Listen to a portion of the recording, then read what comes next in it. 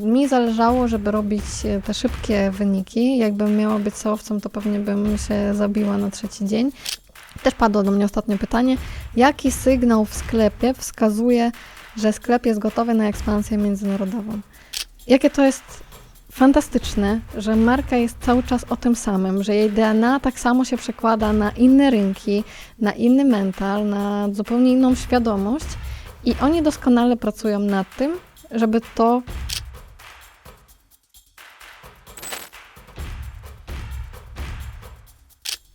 Witajcie w kolejnym odcinku naszego podcastu, a dzisiaj naszym gościem Alina Łysyczkina. Alina, jakbyś mogła przedstawić się naszym słuchaczom, powiedzieć, kim tak właściwie jesteś i czym się zajmujesz? Dyrektor operacyjna agencji AdCookie. Czym się zajmuję? Jestem wśród tych, którzy lubią mieć ciastko i zjeść ciastko, czyli marketerką, która uwielbia mieć wszystko od strategii po egzekucję, kontrolę i duży wpływ na to, jak firmy się rozwijają z mojego ramienia, więc osoba, która uwielbia dane, ludzi i fajne produkty. A twoja pierwsza styczność z marketingiem? Jak do tego doszło? I co sprawiło, że zostałaś w tej branży na dłużej? Moja ścieżka nie była od początku. Właśnie ostatnio rozmawialiśmy z Kacprem, który jest u nas CEO. I okazało się, że on był od samego początku w marketingu, ja nie. Zaczęłam po studiach, kiedy miałam potencjał, żeby być dobrą konsultantką podatkową, pracować w PwC, w międzynarodowej korporacji. Spędziłam tam kilka lat, później poszłam sobie do telewizji, spędziłam tam jeszcze kilka lat i w tej telewizji dopiero dotknęłam marketingu, kiedy zaczęliśmy sprzedawać szkoły TV, jeden z niewielu rentownych projektów, który na siebie zarabiał i to z dużą nadwyżką. I wtedy tak naprawdę zaczęliśmy też robić korporacyjny uniwersytet, coś tam sprzedawać wewnątrz. I wtedy tak naprawdę zobaczyłam i wagę brandingu, i wagę dobrej marki, i tego, jak się używa różnych narzędzi, żeby coś sprzedać i jaki to daje boost dla biznesu, jak się to opłaca. Więc zdałam sobie sprawę, że marketing chyba jest dla mnie. Nie pamiętam, że miałam może 23 lata, coś takiego. Czyli rok temu, tak? Pół. Zresztą za tydzień mam urodziny. I wtedy już stwierdziłam, że marketing, dlatego, że mi się połączyła ta moja miłość, właśnie mieliśmy chwilę przed nagrywką o tej matmie, także do nauk ścisłych to uwielbiałam jeszcze od dziecka i ta opcja, żeby połączyć to z byciem artystą, wpływem i tą nutką kreatywności, a czasem bardzo dużą dozą kreatywności. Więc to było dla mnie takie naprawdę olśnienie w którymś momencie, że kurde, ten marketing to jest to. I poszłam na drugie studia magisterskie, już studiowałam wtedy zarządzanie i marketing, czyli pracuję już teraz w zawodzie. Natomiast też nie od razu w tym, co lubiłam najbardziej, bo najpierw próbowałam social mediów, prowadzenia tam dla jakichś firm, robiłam to freelancersko i największy zawód w życiu, bo poczułam, że po pół roku od podjęcia decyzji, że jednak marketing, nienawidziłam swoją robotę tak, że po prostu szok i bałam się przyznać wszystkim, rodzicom, mężowi, że w sumie jeszcze nie byliśmy małżeństwem, że to jest, wiecie, decyzja, zmiana, wszystko, studia, a ja nie chcę tego robić, nie chcę się tym zajmować, nie podoba mi się to. Aż doszłam na tej ścieżce rozwoju do reklam płatnych w socialach i pomyślałam, i tu moja duszyczka już się czuje dobrze, tu czuję odpowiedni wpływ i szybki efekt, bo w social mediach było mi ciężej, jeżeli nie było tego budżetu.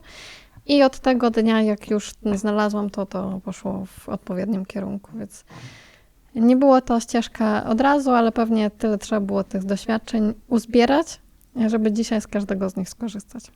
A możesz powiedzieć, jak znalazłaś się w Polsce, bo mówisz bardzo dobrze po polsku, a ustaliliśmy, że jesteś z Ukrainy. Nie jeden nasz rozmówca, czy nasi goście, których będziemy chcieli zaprosić, mówi zdecydowanie gorzej od ciebie po polsku. Jak to się stało, że... Nie mówcie im tego.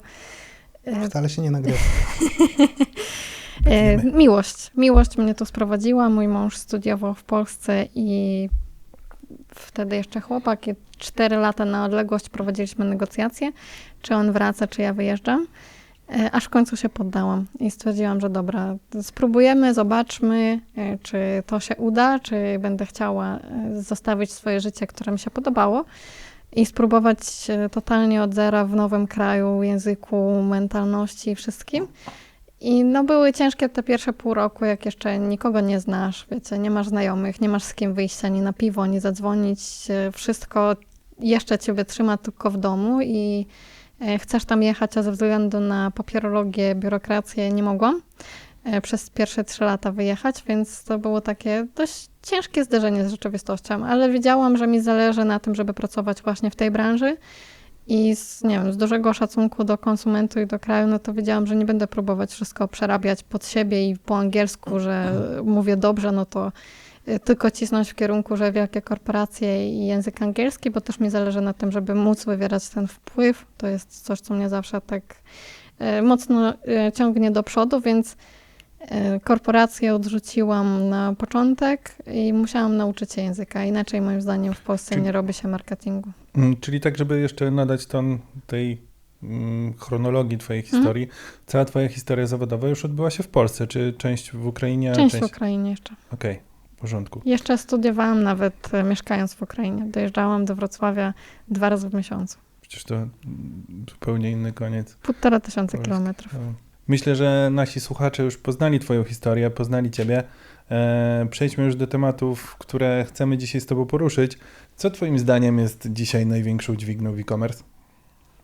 Moim zdaniem w e-commerce ogólnie dzisiaj, a to tak naprawdę przez całą historię sprzedaży, czy to online, czy offline, bo moim zdaniem tu narzędzia trochę mniej mają znaczenia niż to, co chcesz sprzedać. To jest market fit, czyli wiesz, że to, co ty sprzedajesz, naprawdę ludzie chcą, niezależnie od tego, czy wszystkim się to podoba, czy nie, bo różne są produkty i czasem ludzie się dziwią, jak to się sprzedaje na miliony miesięcznie. No tak, bo właśnie ktoś tego potrzebuje, ktoś to lubi i chce to mieć. Druga rzecz to moim zdaniem unit economics, czyli wiemy, co za tym stoi w cyferkach i że to się opłaca. Dopiero wtedy będzie się sprzedawało, czy online, czy offline, również nie ma znaczenia, bo ktoś widzi w tym interes i chce to kontynuować. I trzecie to może bym powiedziała, że silna marka. Jeżeli masz dobrze rozpoznawalną markę, to jednak to skraca lejek i całą ścieżkę konwersji i koszt pozyskania jest dużo tańszy. Powiedziałeś trochę o dźwigni, a może w drugą stronę, może z drugiej strony zahaczmy temat o błędach. Jakie błędy popełniają marki przy ograniczonym budżecie? Przy ograniczonym budżecie nie wiem skąd się bierze taka panika, że trzeba przetestować wszystko. 15 kanałów po 3 zł i zobaczmy, gdzie będzie lepszy efekt. I spoiler, nigdzie nie będzie dobrego efektu w żadnym z tych kanałów. Moim zdaniem to właśnie przy tym ograniczonym budżecie bardzo brakuje fokusu na tym, co jest najważniejsze. Produkt i komunikowanie tego produktu, skupienie się na tej marce. Ostatnio bardzo dobry mieliśmy taką rozmowę z przedsiębiorcami w Master E-Commerce Hubie, gdzie wymyśliłam analogię, która mi się bardzo podoba. Porównanie telewizji i YouTube'a. Żeby twój kanał na YouTubie zaczął być widoczny, zauważalny, żeby się wybić, to musisz być niszowy. Musisz zacząć komunikować do jakiejś konkretnej grupy z konkretnym problemem, który ją interesuje i wtedy to zacznie się wybijać. Z kolei telewizja już nie może sobie na to pozwolić i musi być dla każdego, bo inaczej ona straci swoją część rynku, chociaż i tak ją traci cały czas wraz ze zmianą narzędzi, pokoleń, wszystkiego. Ale mimo wszystko. Natomiast jak ten kanał już zacznie rosnąć, jak już będziesz mógł sięgnąć po więcej grup, dostosowując się do jakichś tam innego audytorium, no to znowu musisz swoje tematy zacząć rozszerzać. Z biznesem jest dosłownie to samo. Najpierw masz jedną swoją grupę docelową, na której się skupiasz i to do niej mówisz te najważniejsze rzeczy. I o czym jest ten produkt i budżet poświęcasz tylko na to, żeby rozmawiać z nią, docierać do niej, poprawiać jakieś, nieścisłości, błędy, cokolwiek. I dopiero jak cię stać, jak już masz pewny zasięg, to mówię o wolumenie ludzi, do których docierasz, zainteresowanych, niekoniecznie jeszcze po prostu byle kogo, komu coś pokazujemy. Jak dopiero masz taką moc i możesz sięgać po nowe grupy, to dopiero wtedy. Więcej testów, więcej narzędzi, a jak jeszcze tego nie ma, to się skupiasz i dłubiesz to, aż się dowiesz, czy oni rzeczywiście ciebie rozumieją, czy ty rozumiesz. I jeszcze ty rozwiązujesz ten problem, czy nie rozwiązujesz tego problemu. I mi się wydaje, że to jest właśnie na początku najczęstszy taki błąd, plus dość często zdarza się chęć zweryfikowania jednej tezy u 50 różnych specjalistów, zanim się odpali test. Nie, ja jeszcze się zapytam tego, tamtego i dopiero po 2 latach przyjdę do ciebie i powiem, że powiedziałaś jakąś fajną tezę. Tego bym też nie robiła, upewniłabym się, no wiadomo, że jak się nie znasz na czymś, to ciężko jest zaufać i oddać od razu wszystkie pieniądze. No nie wiem, jakbym miała oddać na zakup mieszkania za granicą w dowolnym kraju, to pewnie też bym się upewniła, bo to są duże pieniądze, inwestycje, nie wiem, czy mi się zwróci, czy jako obcokrajowiec mogę to kupić, wiecie, dużo jakichś tam niewiadomych. No to pewnie też bym się upewniła, ale jak zaczęłabym chodzić już do 35 osoby, to już bym miała, mi się wydaje, że w tym arkuszu zysków i strat tak dużo zagrożeń, że już bym nawet tego nie testowała, więc może też niektóre testy zacząć uruchamiać szybciej, żeby się dowiedzieć, czy mają sens, no ale tylko przy założeniu, że mają sens. Jak cię nie stać na odpowiednią ilość konwersji, która jest w tym kanale wymagana tygodniowo, jak cię nie stać na to, żeby uzbierać ruchu na test AB, to nie rób ani jednego, ani drugiego, skup się jeszcze na czymś innym, na co cię stać. W takim razie od czego byś zalecała zacząć? Z jakim budżetem? No, standardowym, kilkutysięcznym, tak do 10 kilkunastu tysięcy. No to w tym kanale, gdzie jest zakup finalizowany, gdzie już osoba ma sprecyzowaną potrzebę i ty możesz podsunąć tylko jeden z jeśli wariantów, nie wiemy, który to kanał? Bo często, Zawsze wiesz, jest, startujemy, znaczy no my wiemy, no nie, że ten produkt najczęściej, najlepiej może być, nie wiem, bardziej googlowy, czy bardziej, wiesz, facebookowy, metowy, no nie? Ale przedsiębiorca może tego nie wiedzieć. Jak to Często jest tak, że nie wie wybadać? niestety. No zapłaciłabym za kilka godzin konsultacji, bym się zapytała. Nawet jakbym chciała to uruchomić sama, poszłabym na, nie wiem, darmowy kurs od Google'a, czy dowiedziałabym się o istnieniu Meta Blueprint i bym zainwestowała czas. Zresztą bardzo fajne kursy, mało kto o nich mówi. To zainwestowałabym pewnie chwilę w to, żeby się dowiedzieć, który kanał bardziej niż, nie wiem, jakieś inne tego typu rzeczy. No i właśnie najbliżej konwersji, bo to jeszcze nie jest moment na to, żeby wydać wszystko na świadomość marki, bo nie wiesz, czy ktoś tego chce, tak? Trzeba jak najszybciej przetestować, sprawdzić, zrobić ich zakupów i upewnić się. Albo jakieś partnerstwo, to też byłoby spoko, jeżeli masz z kim się dogadać, gdzieś się pokazać, wystawić, nawet na jakimś evencie. Sprawdzić i mieć dostęp do grupy docelowej, jeżeli to jest na przykład produkt fizyczny, no to od razu można zadać wszystkie pytania i uzyskać odpowiedzi. No. Mnie jeszcze ciekawie powiedziałaś, że jak dochodzimy do pewnego wolumenu, tak, przy tym rozdrobnieniu, czyli pierwszy błąd, który wspomniałaś, jest to rozdrobnienie na różne kanały. I jak już wybierzemy jeden, dochodzimy do pewnego wolumenu, żeby można było, powiedzmy, rozejść się na szerzej. Jaki jest ten wolumen, do którego powinniśmy dojść? I jeszcze, no dobra. Z mojej obserwacji, no przy usługach to będzie ciężej, bo każda usługa jest, jakby ma swoją wartość, tak? Coś może kosztować 1000 miesięcznie, coś może kosztować 100 000 miesięcznie. Przy e-commerce to jest łatwiej. Mi się wydaje, że ten próg, w zależności od ilości produktów sprzedawanych, jest gdzieś między obrotem 50 a 100 milionów rocznie. Że gdzieś tam już się zaczyna sięganie po inne linie produktowe, inną grupę, i można naprawdę poszaleć. Wcześniej można próbować, ale naprawdę ten rynek jest tak duży, że często właściciele mają poczucie, że ja już powinienem na inny rynek, ja już powinienem ekspansję, bo już Polskę po prostu całą mam obsadzoną. Już każda kobieta w kraju, przepraszam, zna moją markę. A prawda jest taka, że nie, i że jak się zrobi badanie, wykona się i się mu pokaże, to on jest zaskoczony, że większość kobiet nie kojarzy tej marki, mimo że ta reklama już obleciała może całą Polskę, bo my tych reklam oglądamy dziennie, no każdy inaczej, w zależności od tego, ile adblocków, kont premium i wszystkiego mamy, ale naprawdę setki, jest tego bardzo dużo, więc często ten sufit jest jeszcze daleko przed nami w momencie, kiedy się wydaje, że już jest osiągnięty, a często się wydaje, że jest osiągnięty z powodu jakichś zmian w reklamach, z powodu tego, że nie wiem, grupa mniej już reaguje na jakieś wcześniejsze kreacje, które były proponowane, czy na jakieś teksty, czy algorytm w jakiś sposób się zmienił, trzeba się teraz dostosować, pozmieniać coś, to zazwyczaj w tym momencie następuje taka lekka panika i już muszę szukać nowych źródeł i to szukanie nowych źródeł samo w sobie jest super, bo my jakby jesteśmy głodni sukcesów, chcemy zabezpieczyć swoje firmy, chcemy, żeby nie wiem, mieć stały dopływ gotówki, żeby móc po pierwsze zapłacić wszystkim tym ludziom, którzy darzą nas codziennym zaufaniem i pracują dla nas. Drugie to, żeby móc rozwijać swoją firmę, mieć też zastrzyk gotówki, żeby budować cały czas tę silną markę. I to jest też istotne, żeby nie popadać w tę panikę, żeby jakby odrzucać sobie, czy to jest chwilowy trend, nie wiem, pierwszy ciepły weekend. Wiadomo, że może siąść sprzedaż. Niekoniecznie. Zdarza się, że nie, ale może tak się zdarzyć. Czy początek wakacji, jeżeli ten produkt jest sezonowy, czy nie wiem, jakieś produkty, które mają tendencję do tego, żeby być uzależnione od pewnych zmian. Czy reklama stała się droższa, bo były wybory prezydenckie, tak dużo było konkurencji innej do tej samej grupy docelowej.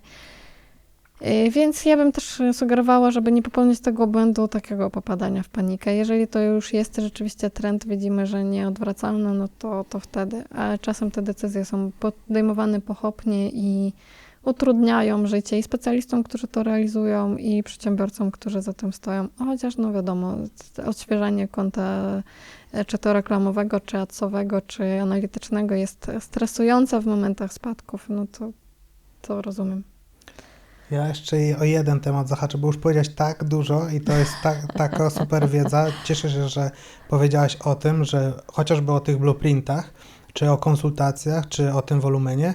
Wspomniałaś jeszcze o testach AB.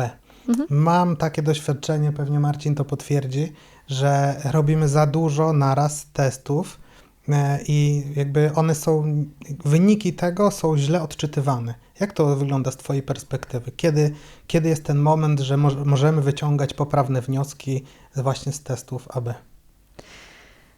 Teraz już modniejszy jest user testing nawet niż testy AB, natomiast moim zdaniem same w sobie testy AB mogą nie dać dużego efektu, jeżeli my testujemy tylko, nie wiem, kolor przycisku, bo nam się tak wydaje, czy przesuwamy najśmieszniejsze case'y, jak w e-commerce ktoś chce przesunąć przycisk dodaj do koszyka gdzieś tam w lewy górny róg, żeby mój sklep się wyróżniał.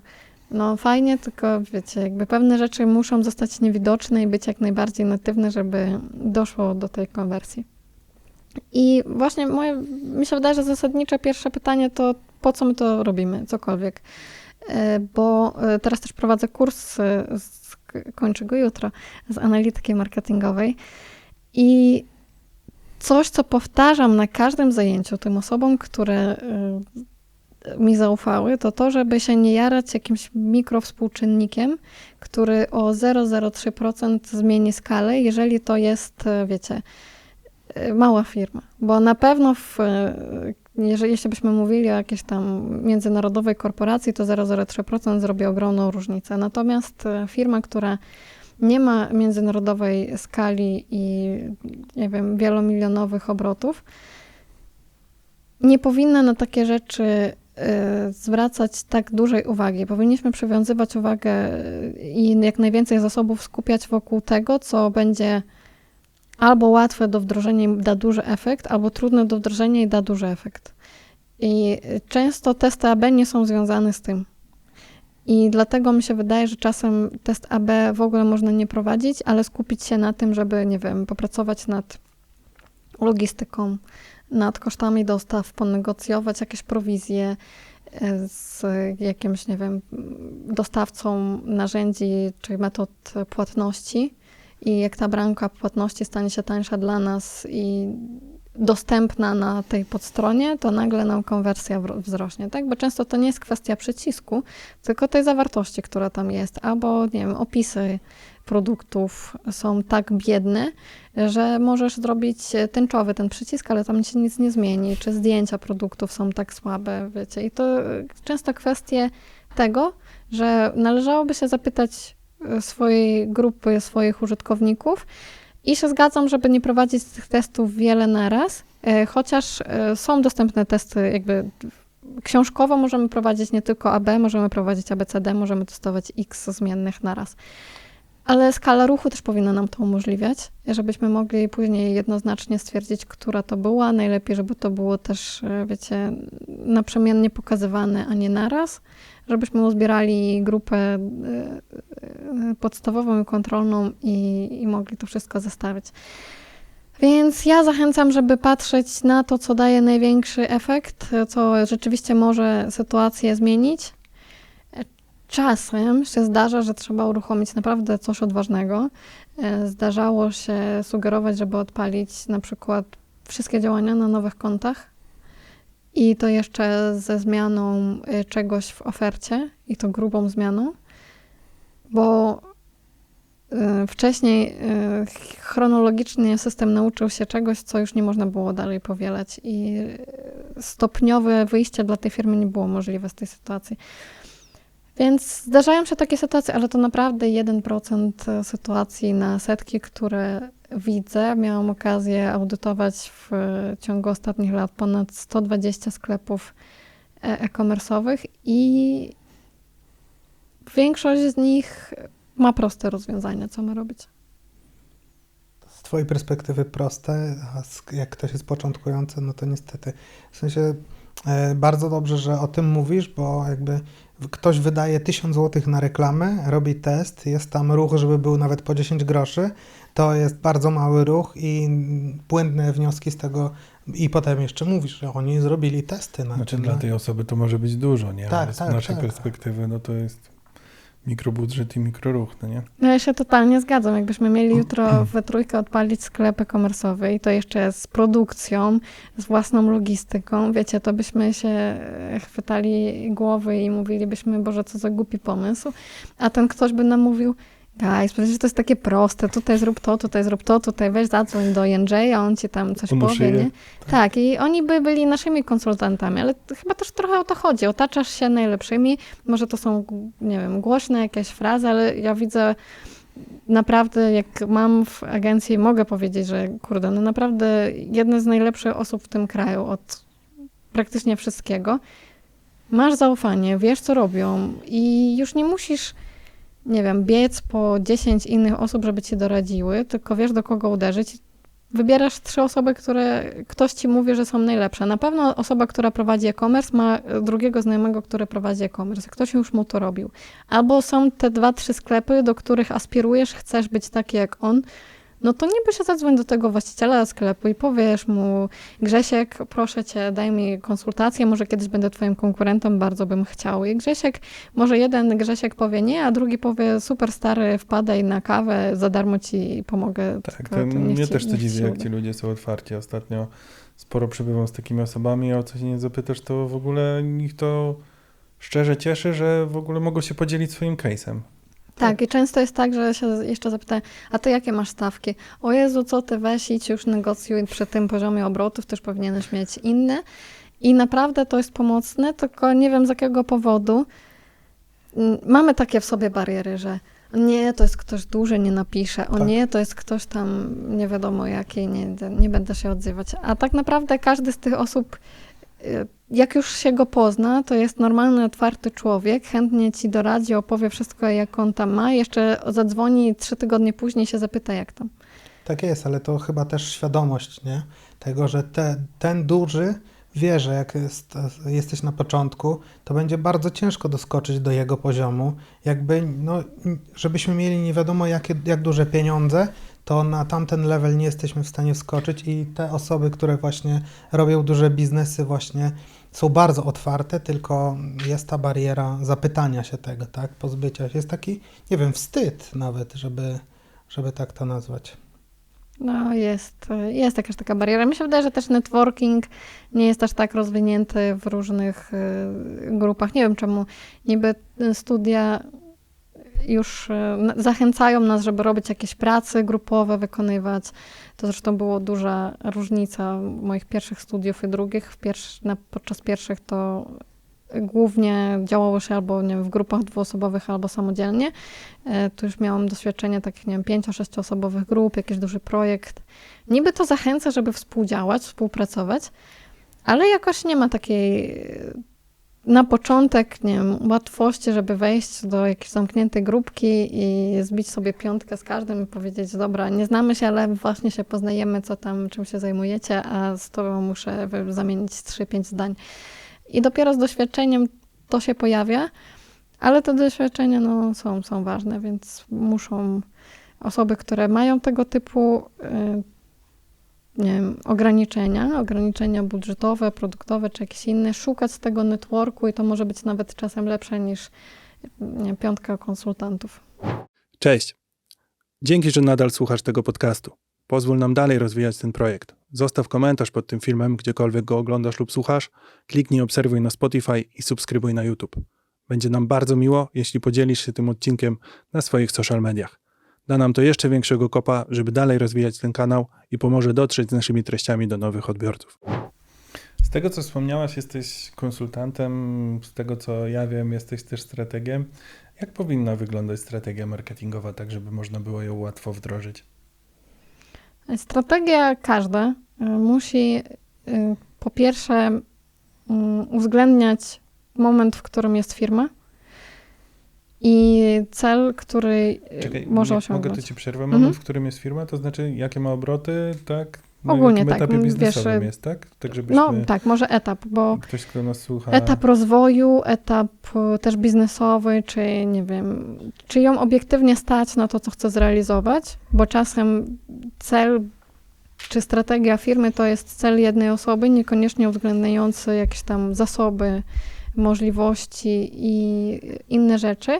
I strategia marketingowa tak naprawdę powinna być narzędziem, żeby to zrealizować, więc ona powinna uwzględniać już taki maksymalny konkret, żeby być kierunkowskazem, czy nie wiem, jak zwał, tak zwał, do tego, żeby mówić nie, bo często strategię się postrzega jako coś, co no teraz narzucą nam strategię i zaczniemy wiosłować.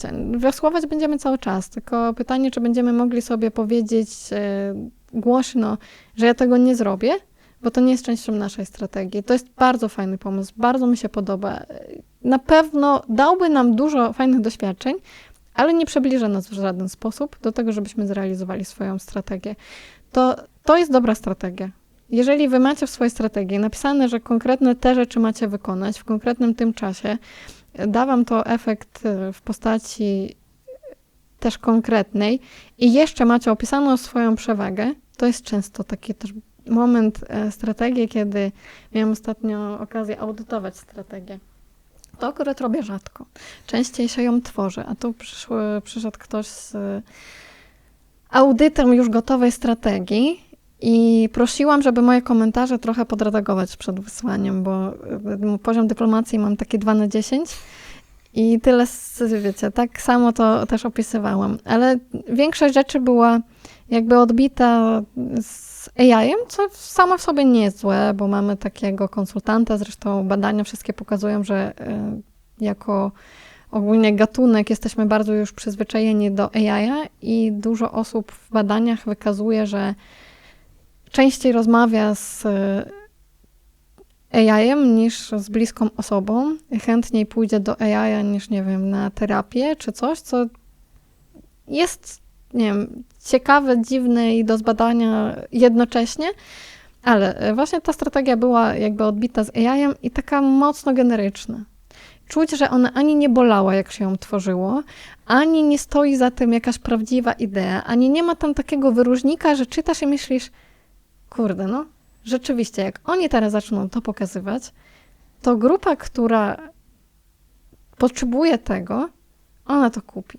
A ty na to patrzysz, że takie, no, jesteśmy młodym, dynamicznym zespołem, bardzo lubimy to, co robimy, na pewno profesjonalizm i wiecie, i te wszystkie... Owocowe czwartki. Tak, te owocowe czwartki i wszystko. I no niby ona jest, ale ta strategia nigdy nie zostanie osiągnięta. Jak zostanie osiągnięta, to pewnie w kwartał, bo właśnie nie jest tam za tym nic większego, co na pewno ta osoba gdzieś tam w środku ma i chce zrealizować. Więc przy strategiach marketingowej nie robiłabym, jak nie ma biznesowej. Czyli tak, jakbyśmy mieli to spiąć w klamrą, powinno odpowiadać na potrzeby biznesowe, w sensie nadać jakiś kierunek, który chcemy osiągnąć w danym czasie, w danych ramach czasowych, tak? I to powinny być konkretne narzędzie, jak my to zrobimy, tak? Taka odpowiedź, co marketing jest w stanie zrobić, żeby to żeby dowieść na przykład jakiś tam wolumen sprzedaży, tak? Co na przykład w innym kanale ma się zadziać, jak mamy się komunikować i tak dalej, tak? Bo ostatnio miałam całą, kłótnią to nie nazwę, ale taką sprzeczkę z kimś, kto uważa, że w firmie powinna być strategia marketingu czy biznesu i marketingu i inne jakby działy, nie wiem, części struktury, to do strategii nie powinny być wdrożone. W sensie jakby są te dwa najważniejsze, gdzieś tam zarząd, nie wiem kto to bo w każdej firmie inaczej i marketing, a że inni robią swoją robotę, no to niech se robią. To ja jestem absolutnie przeciwna temu podejściu. Ja uważam, że każdy w firmie powinien wiedzieć po co. Każdy powinien wiedzieć, co jest do osiągnięcia, co jest do wygrania. No i powinien żyć w tym w zgodzie. Nie może być tak, że nie jest, wiecie, dział jakikolwiek. Magazyn, ja to nie trochę wie po co. czytam tak, czyli sprzedaż i marketing mają się starać, a reszta firmy ma A przychodzić reszta do niech robi pracy, swoją robotę. odbić kartę, Tak. 2 razy dziennie i tyle. Tak, nie Oni nie mają się starać już, nie mają im czy zależeć, zabawki, nie? czy jakieś inne rzeczy. Nie no, wiesz, robi swoją robotę, niech po prostu robi swoją robotę. Rozumiem, czemu można tak pomyśleć, natomiast uważam już z perspektywy też takiej liderskiej, zarządzania zespołem, zarządzania firmą, że nie jest to najlepsze podejście i jakbym mogła jeszcze komuś doradzić na tym etapie, to sugerowałabym, żeby tego nie robić, żeby przypominać o tej strategii. Tak, to jest wasza rola jako lidera firmy, żeby stworzyć strategię, żeby przypominać, jaka ona jest, żeby nakierunkowywać ludzi, z którymi się pracuje do tego, że to są ważne rzeczy, te strategiczne, nie możemy ich odkładać. Rozumiem, że jest codzienna robota, pomyślmy, jak włożyć w to te strategiczne zmiany, które muszą się zadziewać cały czas, szczególnie w marketingu. Teraz wszystko się zmienia tak szybko, zresztą nie wiem, kiedy się nie zmieniało szybko. Ostatnio czytałam fantastyczną książkę pokazującą, jak się zmieniła nasza branża na przestrzeni 100 lat. I okazuje się, że pierwsze zdjęcia w marketingu, w reklamie pojawiły się czy to w 1937 czy w 1939 roku, czyli mniej niż 100 lat temu. Wcześniej była ilustracja i teksty. I pojawiły się zdjęcia. Co to za książka? Podrzucę ci. Albo możemy rozegrać na koniec, na koniec odcinka. I właśnie najpierw ilustracja, później zdjęcia, tam były już testy, kiedy tam mężczyźni, kobiety, naga kobieta, jakieś dziecko, inne formaty testowane. Później pojawiły się dopiero radio, telewizja, wideo i wszystko. I dzisiaj mamy materiały generowane sztuczną inteligencją, jeszcze ogromny boost i przyspieszenie i nie wiem, gdzie jesteśmy na tej fazie ewolucji, czym to będzie się kończyło, jak będę myślała już o emeryturze. Ale właśnie marketerzy muszą te strategie mieć, bo się wszystko zmienia tak dynamicznie, że jak my nie będziemy mieć tego fokusu, jak my nie wiemy, co my chcemy osiągnąć, dostosowując do tego, co tam życie nam podrzuca, czy świat, ale jak tego nie ma, no to my będziemy cały czas w łapance. Wszyscy robią teraz asystentów AI, to róbmy swojego agenta, asystenta, czy coś tam. A dzisiaj, nie wiem, ludzie generują zdjęcia, to my zacznijmy też generować zdjęcia. A tu jeszcze opiszmy, a tu wideo, wiecie. I gdzie będzie ta strategia? Właśnie mnie to trochę zastanawia, bo sporo też audytuję i wszystko leży na podstawach najczęściej, w sensie słabe moczowanie produktów w katalogu, gdzieś konwersje się gubią w pikselu, gdzieś grupy to w ogóle źle podobierane albo cele reklamowe źle podobierane, a ludzie myślą już o górnolotnych rzeczach jak agenci AI. W ogóle fundament słabo wylany, a róbmy jakoś górnolotne rzeczy, nie? Jakoś to będzie. Jakoś to będzie. Tak samo przytacza się to, co ty mówisz w jednej z naszych poprzednich rozmów. Karol też mówił, że sporo audytów robi i też większość rzeczy, które nie banglają na podstawach i właśnie jesteś naszą kolejną gościnią, która mówi o tym, żeby najpierw gdzieś tam skupić się na tych zwiększeniu przychodów, zrobieniu biznesu, a dopiero później, żeby to skalować i podawać dalej. No ja w tym roku, pod koniec zeszłego tak naprawdę, odpaliłam już to, żeby zacząć mówić o takich technikach marketingowych, które zawsze się sprawdzały, ale tak naprawdę zawsze, wiecie. Zrobiłam własny research dużych marek, które od lat komunikują to samo. Nike od prawie tam 40 lat Just Do It. Mhm. I to jest niezmienne. W ich całej, wiecie, komunikacji, strategii dopiero teraz pojawił się nowy komunikat, a co jeżeli wszyscy się mylimy? Ale wcześniej tak naprawdę, mogę oczywiście mylić, niedosłownie to cytować, przepraszam od razu, ale jakie to jest fantastyczne, że marka jest cały czas o tym samym, że jej DNA tak samo się przekłada na inne rynki, na inny mental, na zupełnie inną świadomość. I oni doskonale pracują nad tym, żeby to komunikować, żeby wybierać tak, odpowiednie osoby do współpracy. Produkt jako nie? produkt też nie skręcił za bardzo w inną stronę, bo tak jak Reebok to na przykład przeszedł rebranding, no nie? Adidas też jest podobny, ale Nike to zawsze jest łyżwa i koniec, nie? Tam nie ma żadnych innych dziwactw, ani żadnej skręcania w inne grupy docelowe, nie? Rozwój produktu też jest w odpowiednim kierunku, tak? Oni sięgają po różne grupy, bo masz i normalne buty, w które możesz chodzić na co dzień, i takie sportowe, czyli odbyło się to, wiecie, poszerzenie grup o X, ale to zawsze jest w tym samym kierunku. Ty zawsze wiesz, co ty tam możesz dostać, idąc czy do sklepu, czy otwierając online ich e-commerce, więc to, o czym mówiłam, że trochę w pewnym momencie jakby nie ma znaczenia, jeżeli tobie zależy, żeby wejść do sklepu takiego czy takiego. Pytanie, czy oni chcą ze mną, czy nie, czy oni muszą mieć jeden czy drugi, tak? Na przykład ja kupuję tam online. I to jest o tych podstawach, że są pewne rzeczy, które one zawsze działały, bo my się nie zmienimy jako gatunek tak szybko, jak będzie rozwijał się wokół nas technologia. Więc pewne rzeczy my potrzebujemy zaspokoić, bo po prostu tak. I w te 100 lat, co my przeżyjemy z wami, no wy to może trochę dłużej, to naprawdę aż tak sposób podejmowania decyzji się nie zmieni. Tak samo jak pokolenia. No jest pewne pokolenie, które od dziecka nauczyło się scrollowania i mi się wydaje, że ich zachowanie to już, no może nie śmierci, ale do pewnego wieku to będzie scrollowanie. Zgadza się. Mój syn, zdarzało mu się, że jak był mniejszy, podchodził do telewizora i próbował sobie palcem jakąś tą bajkę włączyć. No właśnie, więc kolejne pokolenie będzie robić co innego. My jeszcze przewijaliśmy bardziej niż scrollowaliśmy, przynajmniej ja, gdzie tak naprawdę mój pierwszy laptop miałam już na 2. roku studiów, więc też no, myślę, że to pokolenie 30 plus też rozumie, że o czym ja mówię, że nie zawsze był komputer w domu, tak? A to nowe pokolenie już scrollowanie, wszystko dokładnie. Więc to jest to, na czym powinniśmy się skupić.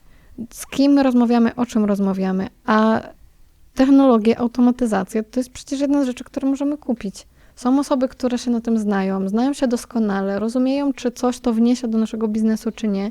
I naprawdę to fantastycznie zmienia nawet organizację. Od momentu, kiedy zaczęliśmy patrzeć w tym kierunku, podjęliśmy pewne decyzje, co wprowadzamy do firmy, czego nie, to zaczęliśmy też zatrudniać ludzi, którzy mają albo nie mają tego typu nawyki, korzystają z jakichś technologii, czy nie. I to mocno zmienia, mocno przyspiesza. I nie powinniśmy teraz zmienić swoją firmę i postawić tylko w kierunku AI i żeby, wiecie, jakieś tam konkretne rzeczy, tylko pracujemy nad produktem, jest on fajny. Ostatnio ktoś śmiesznie skomentował mojego posta na LinkedInie, że jak promujemy mocniej słaby produkt, więcej wyrzucamy budżetu na promocję słabego produktu, to tylko płacimy za to, żeby jak najwięcej ludzi dowiedziało się, że jest słaby. I to jest to, że inwestujmy w podstawę plus w to, żeby dobrze ją zaprezentować. A czy zaprezentujemy ją za chwilę w wyszukiwarkach AI-owych, kiedy będzie można zamknąć całą transakcję tam, super. Jak nie będzie można zamknąć całej transakcji tam, to będziemy zamykać ją w jakichś innych miejscach. Do tej pory jest pokolenie, które dzwoni, przez telefon chce dokonać zamówienia. I dla nich jest to wygodniejsze i można olać tę grupę, można dla niej pracować też można. No, Czy olać, tylko potrzebujesz to się wtedy... wiąże z tym, że te pieniądze oddamy konkurencji, która to zrobi. Która posadzi 1-2 osoby na słuchawkę Nie. tak zwaną i ogarną to, nie? Każdy ma inne ambicje. Nawet obsługując tak zwanych silversów, to można mieć w sumie AI, biuro obsługi klienta i niech sobie dzwonią, tak? I ich obsłuży jakaś tam miła pani czy miły pan. Ale znów to jest część strategii. Skupiamy się na tych ludziach, muszą mieć do kogo zadzwonić, kto to obsłuży, to już jest jakby drugorzędne. Ma być ten narzędzie i ma być ten produkt i gdzieś i tak my te osoby wcześniej łapiemy i raczej to nie jest ChatGPT, bo aczkolwiek nie wiem. Zobaczymy, co jeszcze nam No, świat przyniesie. różnie może być. Zahaczyliśmy temat skalowania.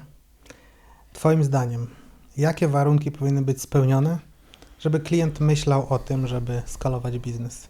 Już wspomniałaś trochę o tym, ale Tak, no poza tym, co mówiłam wcześniej, to myślę, że bardzo istotne jest, i też nawet z doświadczenia, takie poczucie, że skalowanie daje ci ulgę.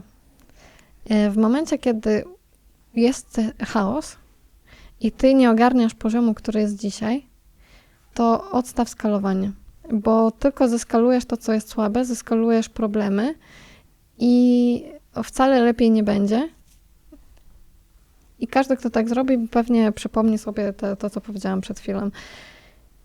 Mimo że skalowanie jest wejściem na jakiś tam nowy poziom odpowiedzialności, nowe obroty, nowy czasem typ klienta, bo tam sięgamy po nową grupę czy nowe rynki, to gdzieś tam to idzie w parze z ulgą, że czuliśmy sufit, a teraz możemy iść testować nowe rzeczy. Teraz dotarliśmy do jakiejś nowej grupy, złapaliśmy jakąś tam falę komentarzy, no wcześniej to było tylko dla takich, a teraz tu jakaś inna grupa, teraz to testuję. Albo nie wiem, jakiś nowy rynek, no to możemy się zderzyć tam z rzeczywistością, ale generalnie daje to dużo pola do manewru, testów i wszystkiego. Jeżeli tego nie macie, jeżeli was to, nie wiem, straszy bardziej niż cieszy, to nie ma co tego robić. Jakby może trzeba poczekać, może trzeba się ustabilizować. W naszej firmie też braliśmy taki rok na stabilizowanie podstaw i dopiero po jakiś tam większy rozwój, widoczność, skalowanie. I to też jest okej, bo mi się wydaje, że czasem wjeżdżają ambicje za mocno, czasem koło osób, które nas otacza, czasem to, jaki content konsumujemy i można się po prostu przestawić na jakiś czas, nie wiem, na jakieś medytacje, przytulanie brzozy i inne doświadczenia, które pomogą się uspokoić, ustabilizować. Zresztą niektóre decyzje nawet lepiej, żeby poczekały. I w momencie, kiedy jesteś już ich pewien, to dokonujesz z pełną pewnością, odpowiedzialnością i nie skalujesz chaosu. Więc to mi się wydaje, że ze skalowaniem najważniejsze, bo też padło do mnie ostatnio pytanie, jaki sygnał w sklepie wskazuje, że sklep jest gotowy na ekspansję międzynarodową? Żaden sygnał na to nie wskazuje, że jesteś gotowy na ekspansję międzynarodową. To wskazuje przemyślana strategia, czy ciebie na to stać, czy rzeczywiście chcesz to robić, czy jesteś w stanie to obsłużyć, czy masz na to zasoby na inwestycje i na to, żeby później z tym pracować. Tak samo ze skalowaniem. Czy cię na to stać, czy masz pod to proces, czy masz pod to wszystko, co potrzebujesz, to jest decyzja, czy powinieneś skalować teraz, czy jeszcze chwilę z tym poczekać. No tak, bo to się wiąże za tym wszystko. Większa ilość zapytań, większa ilość zamówień, większe musimy mieć przeroby logistyczne związane z tym, magazyn i tak dalej. To nie jest takie hop-siup, że dzisiaj obsługuję 100 paczek i co mi tam będę obsługiwał 1000. Nie? Mam taką sytuację właśnie na jednym projekcie, że tam mamy jakiś sufit chwilowy, mimo że wyniki z każdej strony są świetne, no to czekamy z dalszymi krokami, no bo firmę trzeba poukładać. Kiedyś tego nie rozumiałem, dzisiaj jakby świetnie to rozumiem, bo wiem, jak to wygląda też bardziej od środka po tych kilku latach doświadczenia. A kiedyś to bym, kurczę, nie wiem, pewnie papierami rzucił i podziękował za współpracę, no bo jak, takie świetne wyniki i co, no nie lecimy dalej? Nie dają mi się rozwijać. Tak, nie daje mi się rozwijać, projekt stoi w miejscu. A powiedzieliśmy sobie o tym, kiedy tak naprawdę warto skalować, a jakie ty błędy najczęściej widzisz? Tak jakbyśmy mieli w ten temat wejść głębiej przy skalowaniu, tak. Powiedziałabym, że chwytanie się wszystkiego, znowu wchodzi rozproszenie, jakby ta faza, która była na początku, wchodzi znów, czyli nie wiem, czy to jest nauczenie się takich wzorców kiedyś i próbujesz to znowu przeciągnąć. Jak kiedyś byliśmy startupem, to działaliśmy inaczej, teraz mamy 300-osobową firmę, więc nie wiem, zacznijmy działać znów jak startup, bo zaczyna się wtedy takie duże rozproszenie, utrata fokusu, to jest dość bolesne dla organizacji, albo olewanie znów podstaw, bo właśnie to, o czym zacząłeś mówić, że osiąga się jakiegoś sufitu. I przy tym suficie można zrobić to, co teraz robicie, czyli przystopować i poukładać, a można powiedzieć, no trudno, będziemy dostarczać teraz nie w 2 dni, a w 80, poczekają klienci, jak się sprzedaje, to trzeba sprzedawać, a później będziemy się martwić. Bo to też ma pewne konsekwencje. Przyjdą komentarze oczywiście we wszystkich kanałach, przyjdzie spadek jakości czy opinii. Pierwszy raz kiedyś widziałam opinię w Mecie 2,5 na 5. Wtedy się dowiedziałam, że jest coś takiego jak opinia po zakupie w Mecie, bo nie wiedziałam wcześniej, nigdy się z tym nie spotkałam. I ryzyko nałożenia blokady na konto, że nie można będzie w ogóle prowadzić reklam. To chyba dotyczy kampanii katalogowych bardziej, tak mi się wydaje. Tak, I Facebook chyba sam odgórnie to wysyła czasami wybiórczo klientom. Dokładnie tak jest. I dowiedziałam się, że to się dzieje i właśnie z powodu, że nie były dostarczane produkty, no to na markę nałożyli taką restrykcję, że jak ci spadnie zaraz do 2... Wybacz, że tak ci wchodzę w słowo, jasne to obejście. Tam w ustawieniach katalogu i w ustawieniach swojego konta handlowego trzeba po prostu wydłużyć czas dostawy. Najlepiej to wpisać, tego nikt nie widzi, najlepiej to wpisać maksymalny. Wtedy system jakby, wiesz, ma większe okno dostawy jakby odgórnie narzucone. Jak ktoś, wiesz, powie, że za długo, ale masz wpisane, że to będzie na przykład 30 dni, no to nie obniża ceny. Generalnie myśmy podziałali... Spoko, nie, to jest akurat fajnie, że mówisz, chociaż ja bym nie dawała od razu takich sposobów na obejście, raczej bym sugerowała, żeby pracować nad tym, żeby wszystko było, ale jestem wśród tych nerdów, którzy, wiecie, zasady i trzymajmy się ich, a czasem bądźmy flexible wtedy, kiedy jest potrzebne, a nie od początku. Ale wtedy też jakby zeszliśmy z tej restrykcji, podziałaliśmy, wytłumaczyliśmy, z czego to wynika, podesłaliśmy jakieś dokumenty, wydłużyliśmy i na stronie, i w feedzie, żeby się zgadzało w jednym, w drugim miejscu, zgodnie z tym, co było już realne. Ale dowiedziałam się wtedy, że coś takiego w ogóle istnieje, bo wcześniej nie spotkałam tego problemu. Nikt tego na kursach nie opowiadał. Mi się wydaje, że w Blueprincie też tego nie było. I wiecie, jakby takie nagle restrykcja, że no nie będziecie mogli w ogóle, jak spadniecie teraz do 2 pracować, czy nie, jak spadniecie do 2, to jeżeli dobrze pamiętam, to ograniczenie będzie takie o 90% wyświetleń tych reklam, a jak poniżej 1, no to już zakazujemy, tak, już zakazujemy wam tutaj handlowania. Już chyba odchodzą od tego. Tak. Wiesz, każdy musi zarabiać. Było to takie Albo może to też już nie jest wypełniane, nie? Może już ludzie tam tych ankiet nie klikają. Zresztą mi się wydaje, że przez całą historię zakupów to może raz dostałam taką ankietę pozakupową, więc to też jest jakoś wybiórczo wysyłane. Natomiast jeżeli chodzi o takie błędy, no to właśnie pierwsze to takie rozproszenie i nie patrzenie trochę na skalę, nie przygotowywanie zasobów.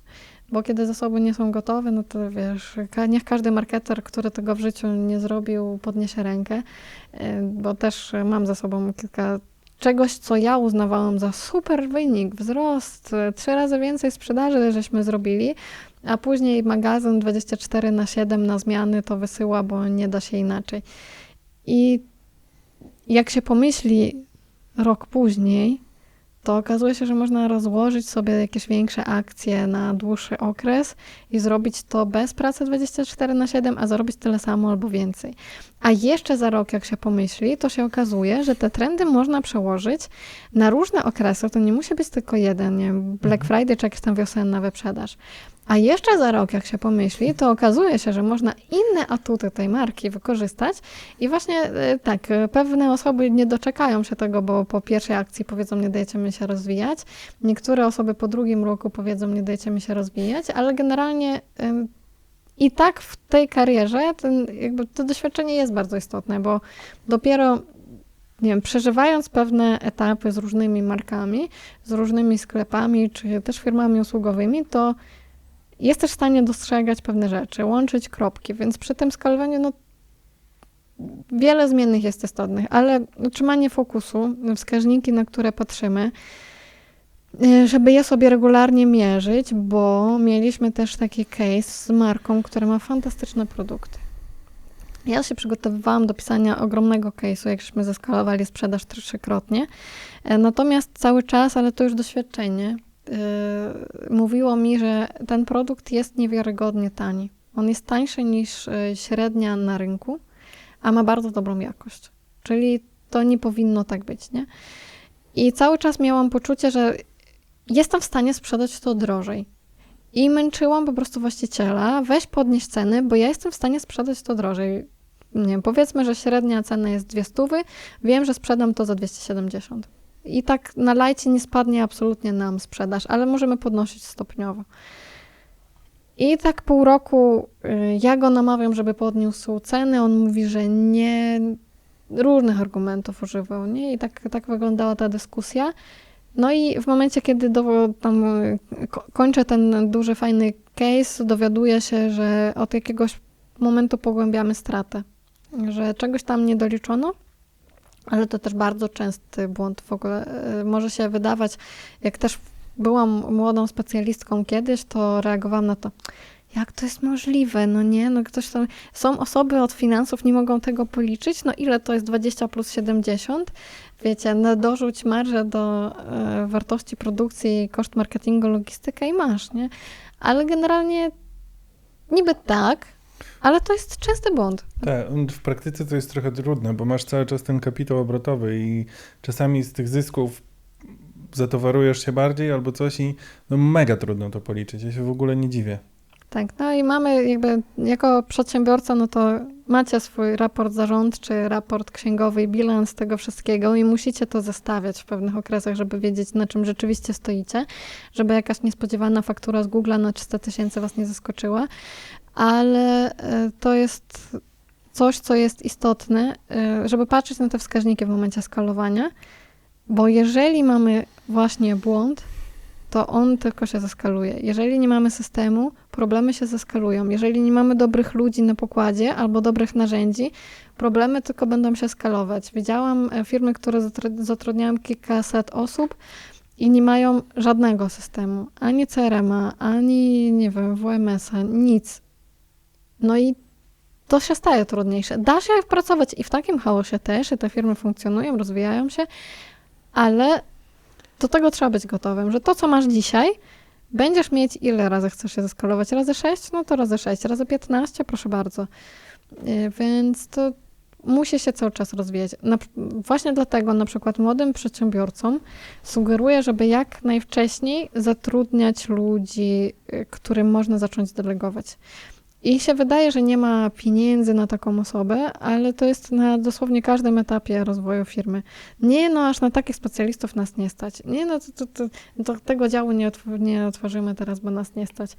Bo też następuje pewien moment zmęczenia materiału, pewien moment, kiedy potrzebujesz resetu i jak nie masz komu zaufać, nie masz komu zostawić. Rozmawiałam ostatnio z przedsiębiorcą, który ma biznes generujący kilkadziesiąt milionów obrotu, i on chciał go po prostu zamknąć, bo ma inny, większy, a ten mu się już znudził, Dyrektora dobrego on nie ma, komu może zaufać i to oddać.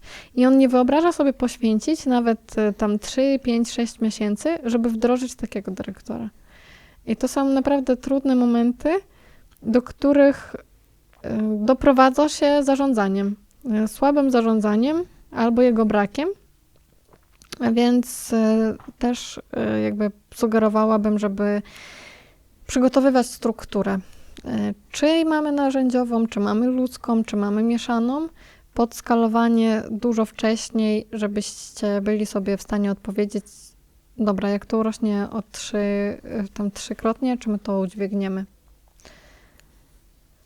No. A ten wzrost, zahaczyłaś teraz, to zdrowy wzrost, jaki to jest zdrowy wzrost, tak? Jak odróżnić taki zdrowy wzrost od takiego, który nas zjada? No bo jakby poruszyliśmy tu sporo wątków i Marcin mówi, że właśnie ciężko jest policzyć te pieniądze. Widziałem parę biznesów, które wydają więcej na reklamę niż im przynosi i jeszcze zwiększają. To, co ty powiedziałaś, że robi się ta dziura coraz większa. To kiedy jest ten taki zdrowy wzrost, a kiedy, jak to odróżnić od tego, który nas zżera? Mamy dwie rzeczy. Jedna to unit economics, czyli liczymy, nadal nam się opłaca. Zresztą coraz częściej widzę, naprawdę rynek fajnie się rozwija, coraz częściej widzę, że konsultanci dają nawet takie prognozy, co się wydarzy, jeżeli my obniżymy sobie rentowność o X, jeżeli my ją zwiększymy, nad czym będziemy pracować, czym będziemy robić wzrost. Czy marżą, czy skalą, czy nie wiem, dodając jakieś produkty, czy próbą zwiększenia koszyku, czy rentowności, czy lojalności i wydłużeniem po prostu ilości spędzanego czasu z naszą marką.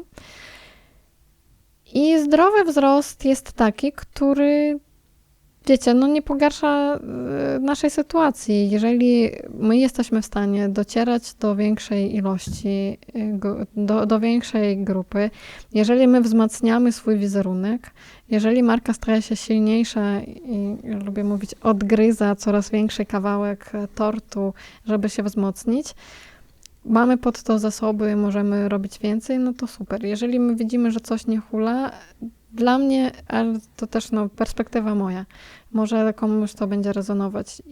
Jeżeli widzę, że muszę się zatrzymać z jakiegoś powodu i odroczyć kolejny krok o 3 miesiące, ja prawdopodobnie to zrobię. Wiem, że są przedsiębiorcy, którzy tego nie zrobią, którzy powiedzą, dobra, róbmy, po drodze naprawimy. No to już pytanie, jakim typem jesteście i czy ten zdrowy wzrost też jest dla was, bo niektórzy muszą przeżyć naprawdę różne sytuacje, żeby dopiero do tego momentu dojść.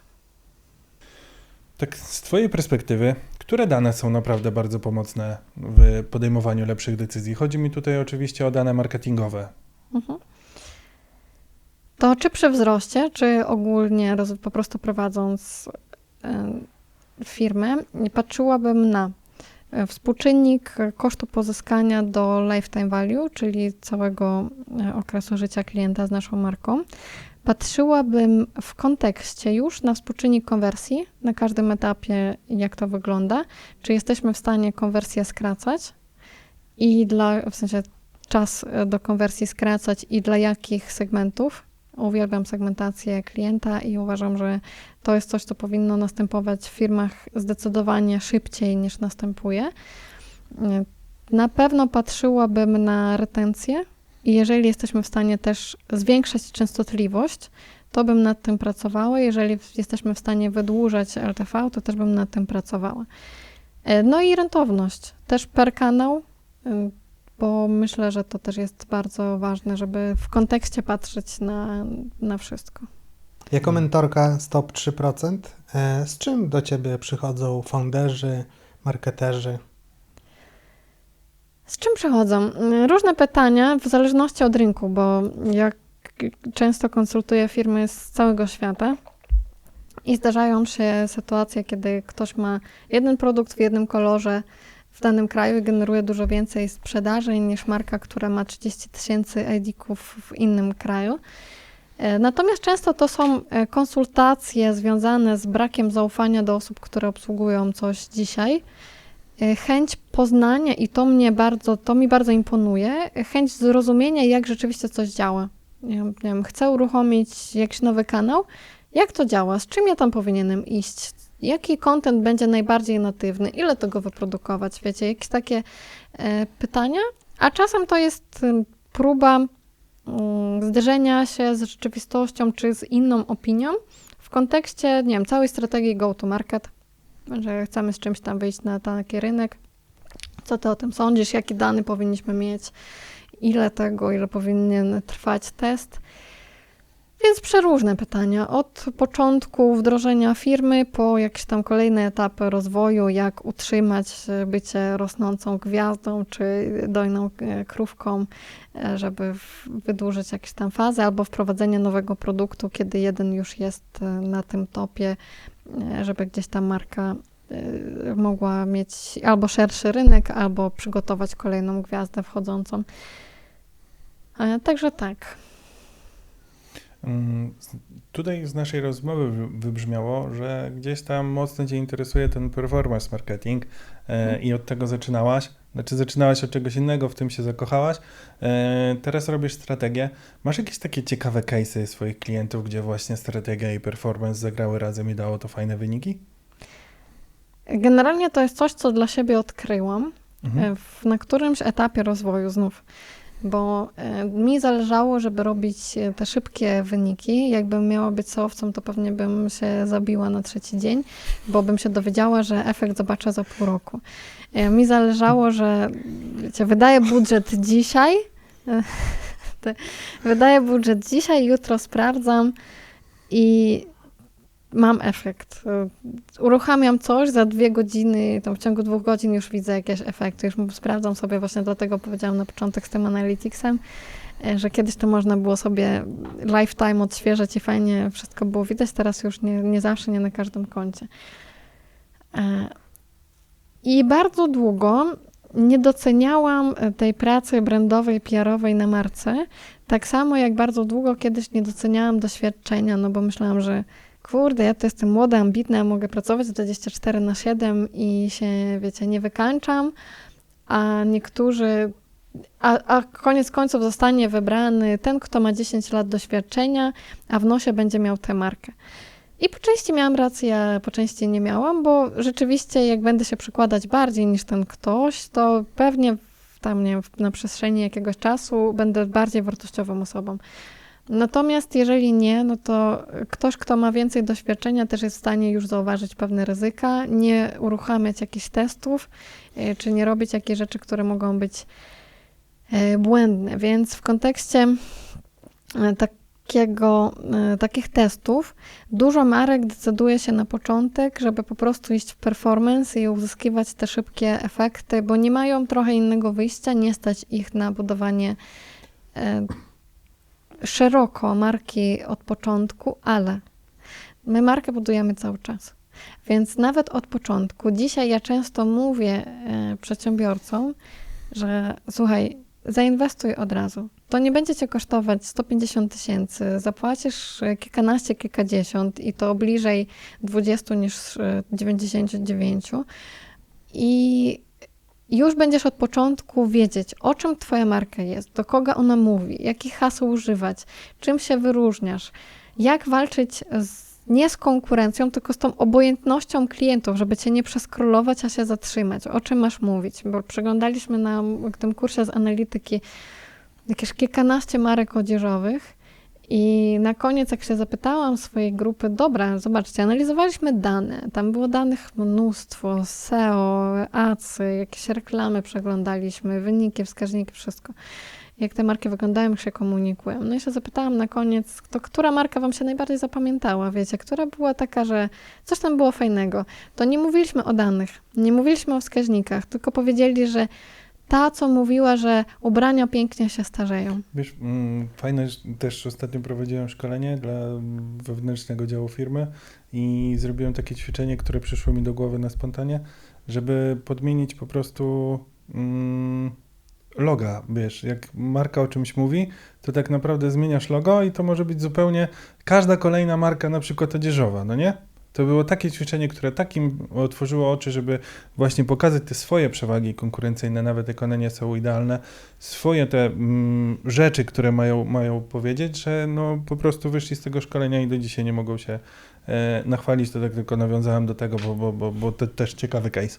To ja czasem w tym ćwiczeniu robię tak, że mają zgadnąć, która to jest ich komunikacja, czy zdjęcie, czy cokolwiek. Jak dajesz, nie wiem, teksty bez kontekstu, No. oni nie wiedzą, które są ich, nie? Tylko logo po prostu Tak, wystarczy nazwę firmy w tekście, logo zasłonić i Tak, i to często marki nie wiedzą. to możesz podłożyć dosłownie każdą inną markę z tym samym produktem i nikt się nie kapnie, że to jest ta marka, no nie? Dokładnie, więc ja teraz, tak jak mówisz, nie, że czuć, jak to jest, nie wiem, wszystko o tym samym, jest zadbane, dopieszczone, dopilnowane, no to od początku wiesz, że to jest ta marka, wiesz, że to oni do ciebie mówią, kolory odróżniasz, jakieś teksty, styl mówienia i im mniejsi jesteśmy, to wbrew pozorom łatwiej to utrzymać, bo mamy jeszcze mniej tych kanałów komunikacji, mamy mniej treści, mniej jakichś zdjęć, strony, no wszystkiego. Mniejsze przywiązanie też do tego, co było wcześniej.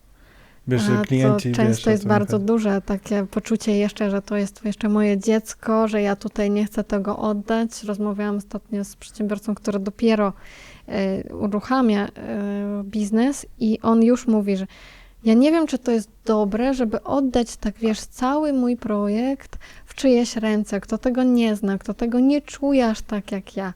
I to była taka rozmowa, no nie wiem, bardziej empatyczna niż specjalistyczna, bo musiałam mu Musiałaś tłumaczyć. pogłaskać po prostu. No czasem tak, że wiesz, że ktoś, kto się tego podejmie, no to on już się o to troszczy. Może oczywiście nie tak jak ty, ale czy każdy tak powinien? No ktoś musi też czasem krytycznie na to spojrzeć.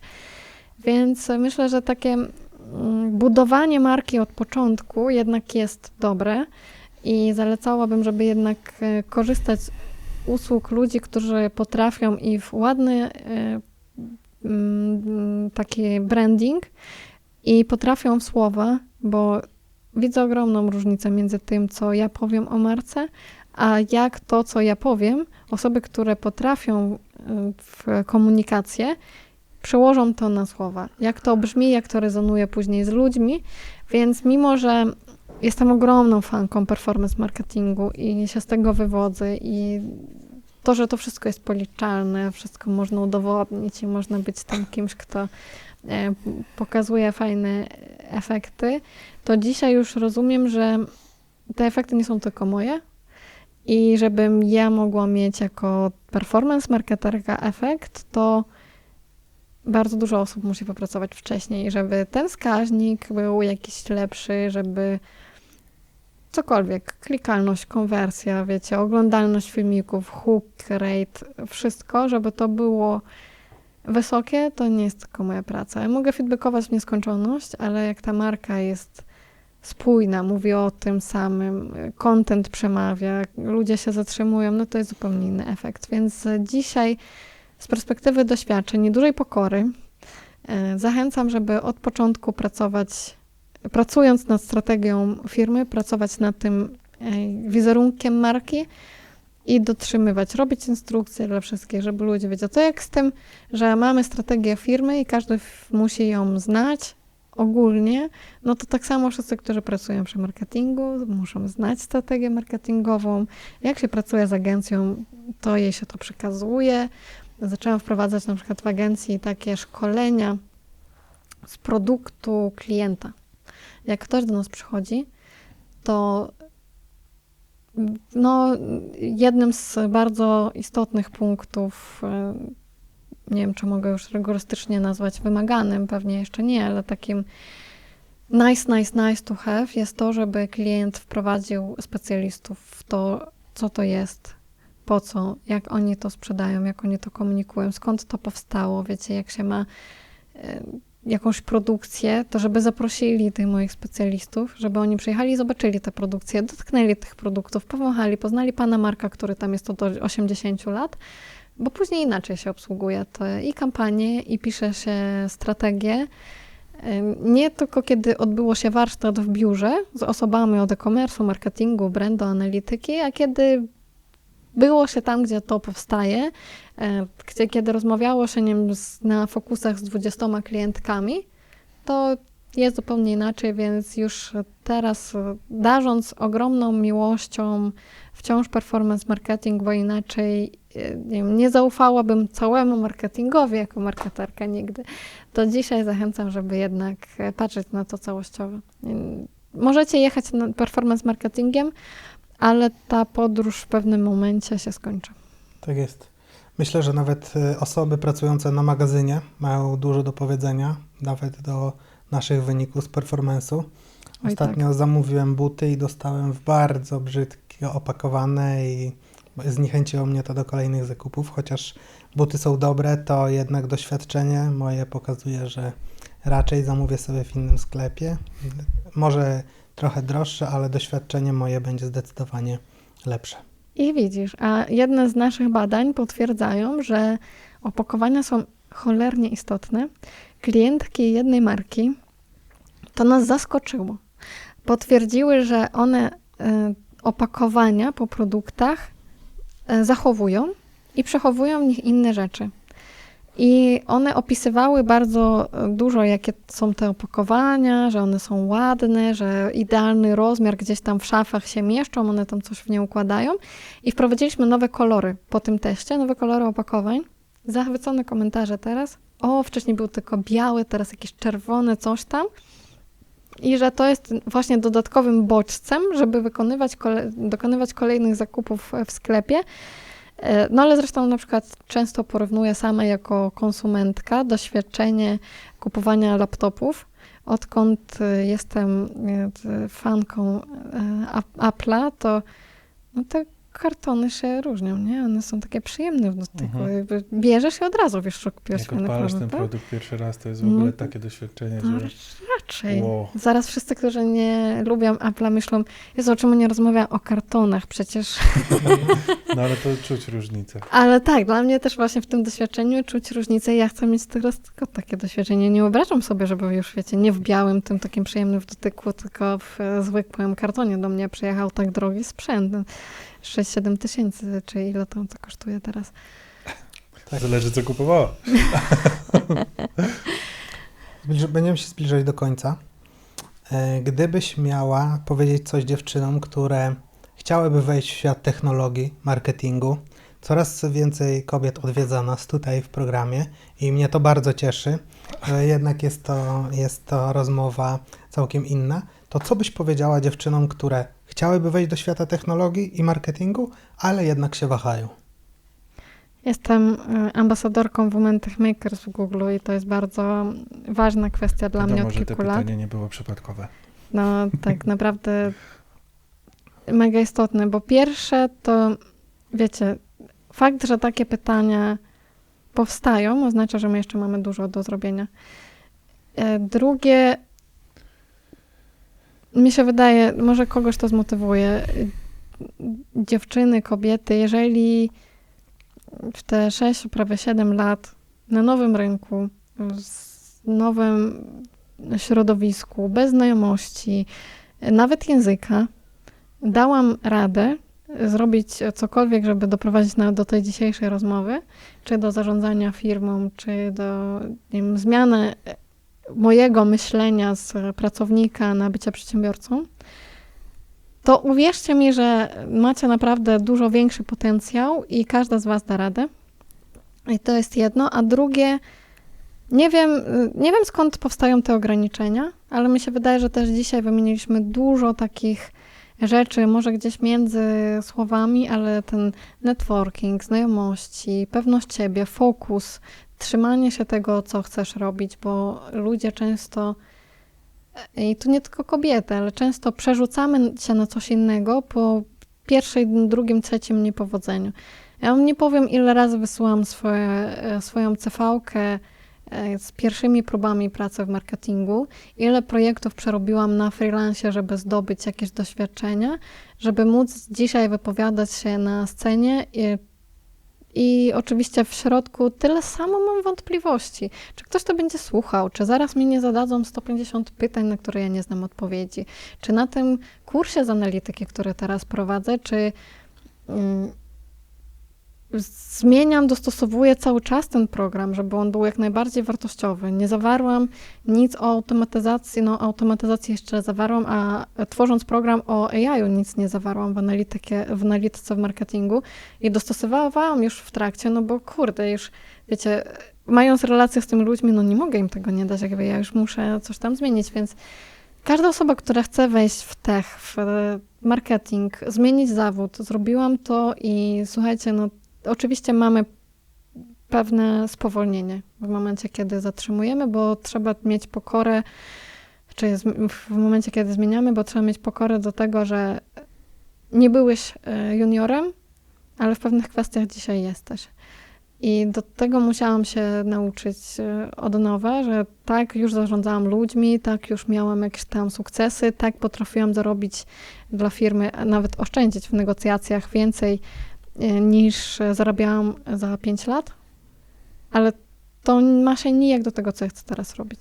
Ja nie umiem tego, co, nie wiem, umie junior przysłowiowy w tej firmie, więc mi się wydaje, że czasem ta pokora jest istotna też, żeby dać sobie ten rok, 2, 3, uczyć się z otwartą głową i to znów ktokolwiek, naprawdę uwierzcie, jeżeli ja dam radę, to 95% z was da radę, a reszta po prostu powie, że mi się nie chce. Więc trzymam kciuki, fokus, chęci i niezbaczanie, jeżeli jesteście pewnie tego kierunku. My też trzymamy kciuki. Tobie, Alina, bardzo dziękujemy za rozmowę. Dziękuję Jeśli macie, również. drodzy słuchacze, jakieś pytania do Aliny, Alina przez tydzień będzie dostępna pod tym filmem. Jeszcze o tym nie wie, ale właśnie się o tym dowiaduje, więc jeśli macie jakieś pytania, będzie aktywna w komentarzach pod tym filmem. Raz jeszcze wielkie dzięki za odwiedziny. Bardzo Ci dziękujemy za podzielenie się swoim doświadczeniem. Mam wrażenie, przynajmniej dla mnie, w świetny sposób. Wielkie dzięki. Dzięki.